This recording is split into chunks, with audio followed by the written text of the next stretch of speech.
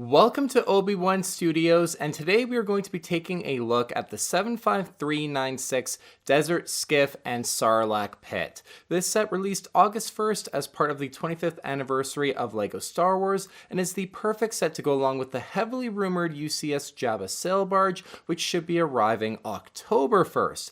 However, this set has one glaring issue, and it's the price. This set retails for $80, and I don't think it's going to take a lot of thinking in this review to find out if it is worth that $80 price point. The Desert Skiff and Sarlacc Pit contains 558 pieces and 6 total minifigures. The first being the 25th anniversary 9-nub, and then our 5 Sarlacc Pit scene characters, except our first one isn't actually a Return of the Jedi character, since this Boba Fett is not the version we see in Return of the Jedi. So that is rather disappointing. We then have Luke Skywalker, Han Solo, Chewbacca, and Lando Calrissian. The box art for this set is really great. Much like the 25th anniversary buildable R2-D2 set, the sand dunes of Tatooine look really great with that blue sealed 25th anniversary branding color. It just all complements each other so well. I just really love how that looks. I also really like how the Sarlacc Pit is shown in a pit within the box art with the skiff hovering above, and turning the box around we see Luke has his lightsaber and Boba Fett has fallen into the jaws of the Sarlacc Pit. The back also highlights the set's play features. Overall, just a really good looking box, that's for sure. Alright, time to unseal this set. As always, if you enjoy this review and want to support my videos, please subscribe to my channel, as that is the best way to help my channel grow.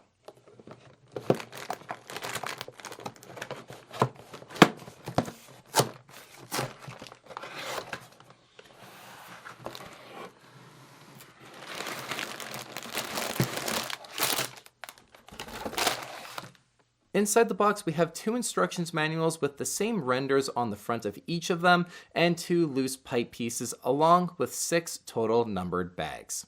Starting off with our minifigures, and let's tackle the worst for first, Boba Fett. Now this is a fine Boba Fett minifigure. I actually like it a lot overall. However, we just needed that Return of the Jedi version of Boba Fett, especially when you consider that this set is very much intended to go along with that UCS Jabba sail barge set. We just needed to get the accurate version of Boba Fett, just in the whole context of this set and what it's intended to complement. Otherwise, the helmet print looks great, the face print under it as well I think looks really good, and the front printing that goes from the torso all the way through to the feet does look very sharp. Overall, the quality is good. The arm printing too looks very stellar, just adds such a nice pop of color, especially with the yellow on the arm printing. Turning him around, we have the jetpack, but sadly no cape, which is another letdown with this specific Boba Fett. Taking the jetpack off, here is a look at both of the print for his back and the print on the back of his head as well. Lastly, Boba comes with a rangefinder and a blaster rifle. For an $80 set, we should have gotten the proper Boba Fett in this set. I don't know why LEGO made the right version in the 75174 Desert Skiff Escape set, but then went backwards and gave us the same version that we've had for a while now. Or just maybe not spending the money to give us a new version is the reason. Maybe we are onto something there. Our next minifig is Luke Skywalker, and oh, does he look awesome. This new hairpiece for Luke is just so nice. I'm a big fan of it. Luke does have 2 face prints. Both I think look really good as well. Nothing crazy in terms of the expressions that we get on them. Then Luke's robe printing looks pretty good too. I'll let you guys be the judge on the decision to use the gray color for the robes in the comments down below, when they kind of are really black in Return of the Jedi, but I think it looks fine. We get more detail on them because of it. Turning Luke around, we have a nice looking back print as well. One other detail with this Luke Skywalker is that he has both light skin tone colored hands, and that's because obviously even though he has a mechanical hand, he actually has just kind of the fake skin tone over them, so that's still an accurate detail. And he of course comes with his brand new green lightsaber for Return of the Jedi. Overall, I think this is a great Return of the Jedi Luke Skywalker minifig. Next, we are moving on to Han Solo, and I was really excited to get this version of Han and add him to my collection. The hairpiece looks great as to be expected, and the face prints are easily my favorite part of his minifig's design. Getting the blind expression I think is just so awesome. I'm a huge fan of how he looks here with that expression on. His shirt print looks great too, no complaints there at all, and then we just have brown legs for his pants. Turning Han around, there is a slight back print, but there doesn't need to be anything crazy here. I just appreciate the extra detail. Overall, I think this Han Solo is just really, really good. Then we have Chewbacca, and I'm gonna say something that might be a little bit controversial. I just don't like this Chewbacca. There is nothing inherently wrong with him, but I'm just so over this design. I want something new. I want a refresh for Chewbacca. I think it's been a decade now at this point. It's time. The mold for his upper body, I think, just needs a refresh and could just be better. I envision something better for Chewie. That said, the current mold for his upper body looks fine enough. There's nothing, wrong with it per se. The printing on it is decent, but it's just not super sharp, which is as to be expected with Chewbacca minifigs. You can tell that they kind of struggle on getting the printing on there just to look super sharp, especially on the bandolier kind of belt that goes over his shoulder. The leg printing is nice to add in just a little bit more extra detail in terms of the color scheme just to break things up a little bit. And then the back printing, you just have that slight back print again on the bandolier going over his shoulder, and you can tell that LEGO even struggles to print on this part of him as well. Overall, he looks okay. I just am personally ready for an improved version of Chewbacca. Now, both Han Solo and Chewbacca come with restraints for their hands as they're waiting on the desert skiff to be pushed into that Sarlacc pit, so that's a nice accessory you get with both of these minifigs. Lastly, for our minifigs based on the set, we have Lando Calrissian. His skiff guard disguise is just such an iconic look for Lando, and I think they nailed it overall. His helmet looks really great, and I do really love the design here and printing on it, which looks really sharp. Underneath that helmet, we have two face prints. Both, I think, do a great job to capture his overall look. Lando's body printing for the skiff guard armor is nice and accurate to what we see in the movie, which is always a good thing, and the leg printing looks very good as well. I'm actually surprised the tan printing on the legs looks like tan on them. Here's looking at you, Qui-Gon Jinn. Turning Lando around, the back print looks pretty good as well, and he comes with his axe that you see him holding on the skiff as well in the movie. Overall, Lando is such a good addition to the set, and I'm glad we got him again after missing out on the last Desert Skiff set. Taking all of the minifigs in this set based on the Sarlacc pit scene, they're pretty good overall. There really isn't a character that is left out that you would want. Maybe a skiff guard would have been really the only character missing to go that extra mile in terms of the characters we get. And when you consider that $80 price point, I do think we should have gotten at least one of them. Plus, the correct version of Boba Fett with his cape I think was just a miss as well on LEGO's end. This then leads us on to the 25th anniversary minifig, 9 Nub. Fitting that he is in this set as he is another Return of the Jedi character, just obviously not present for the actual Sarlacc pit scene.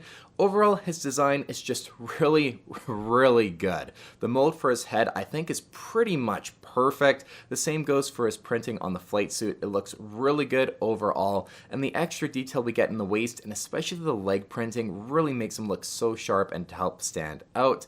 The back print looks fine. It's perhaps the weakest part of his overall design, but there doesn't need to be a lot of detail there with that back print. Of course, he comes with the print for the 25 years of LEGO Star Wars R2-D2 on the plate for him to stand on.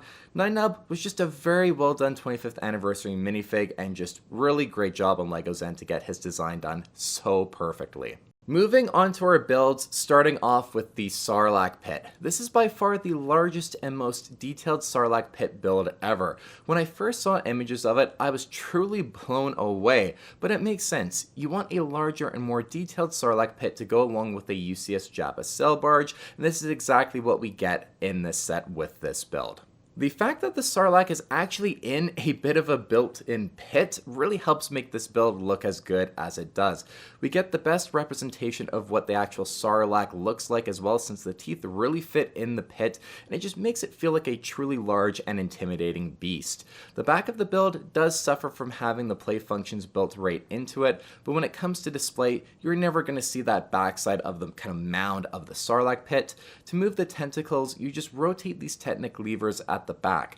Now, one thing I found a little bit kind of troublesome, maybe a little bit misleading, is how the box shows the tentacles right up in the air, and I found posing them like this decently difficult. They pretty much just want to fall to resting on the outside of the pit. So that design could have been made a bit better to make it look like it does on the box and in the instructions a little bit easier. I just didn't find them standing up like that just quite as easy, or maybe, as truly posable as you might be led to think.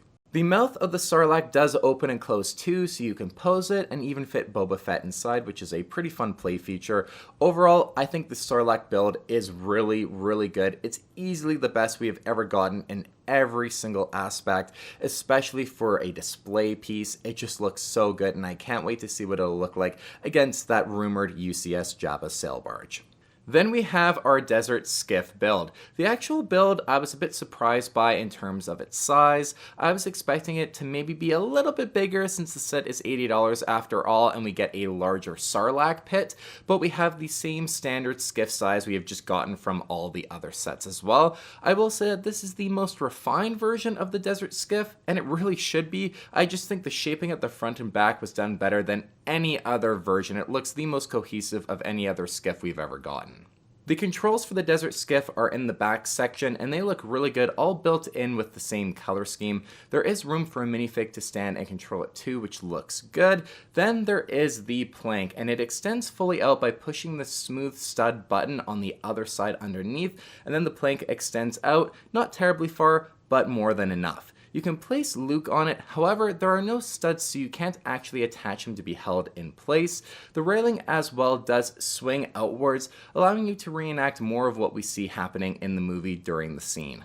I do also really love the whole engine section on the Skiff. The design looks really cool. And speaking of cool design, the outer wings of the Skiff look just awesome. I think this was done so well. Their shape and even that texture from these hat pieces just looks so great. This part I think was really well done overall. To give the Skiff the impression that it is floating, we have these translucent pillars that it sits on. The design is very solid. The larger centerpiece might be a bit overkill though. My one complaint is that it should have been made to be a little bit taller at least, because on the box you do see it hovering above the Sarlacc pit, and the height of the build doesn't quite translate to making that scene look very accurate for display purposes. To me, that's just a bit of a miss, and you can see here how it looks with the one wing placed horizontally to allow the Skiff to be as centered over the Sarlacc pit as possible. It doesn't look bad, but had a lot more display potential if it would have been a little bit taller with a few more of those translucent pieces underneath of it to give it that height over the pit. At least all of the minifigs do fit on the Skiff build, so that sizing isn't terribly bad, but still, it just kind of looks a little bit awkward here with it pretty much level with the Sarlacc pit. Overall, with what you get in the set, I'm just not totally feeling that $80 value. To make it worth it, I would have liked some Skiff guards, maybe even a bit of a bigger Sarlacc build with a larger stand for the Desert Skiff to hover over it, or give us both Skiff builds, a couple of Skiff and Gamorrean guards, and then charge a little bit more for the set even so you get just more of the complete scene with that second Desert Skiff. But as it stands, this is a set I would 100% wait for a sale to purchase, no question about it. Price points aside, I do really like both builds. The only flaw here really is just the scaling and height issue between the Sarlacc pit and the Desert Skiff. The minifigs as well are good. It's just so disappointing to not get the correct version of Boba Fett, and it's not because LEGO just doesn't know there are different versions of him, because they clearly do since last time they got it right. So it's either lack of care or that they were too cheap to make a new one. Neither are good looks. Nine Nub obviously though is the clear highlight if you want to get him as a minifig finally and to also complete that 25th anniversary minifig collection. Thank you for watching my review on the 75396 Desert Skiff and Sarlacc pit set. If you enjoyed the review, don't forget to leave a like on the video, and as always, let me know your thoughts on this set in the comments down below. Do you guys think it's overpriced? Do you think it was designed well? I want to hear it all in those comments down below, and as always too, don't forget to check out my YouTube channel for more LEGO Star Wars set reviews.